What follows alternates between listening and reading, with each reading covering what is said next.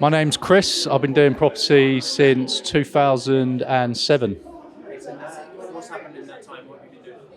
I've been doing buy-to-lets from the start, and then moved into HMOs and service accommodation. Great, so you've got a lot of really good knowledge, like over quite a long time.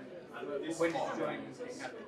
I joined the academy actually about 9 months ago, but I've just had 6 months off, so I've just come back and started again with it.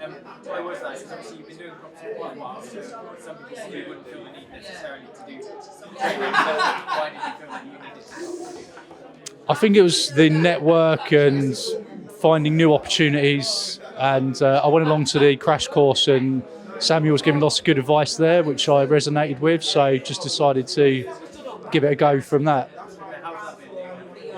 So far, so good. Yeah, really good. Met a lot of really good people, and yeah, lots of good energy here, and enjoying, getting the community. What you expected, or was it more than what you expected?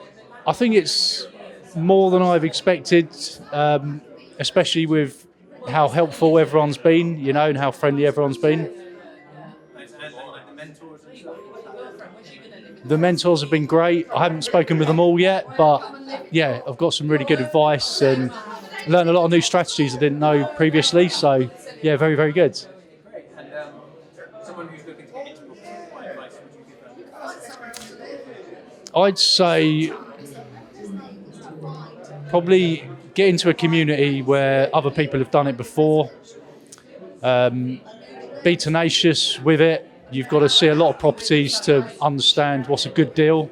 So don't be afraid to do viewings, and get to know what you're looking at, because it does take a while just to recognise, a good deal when you see it. So that'd be my main advice.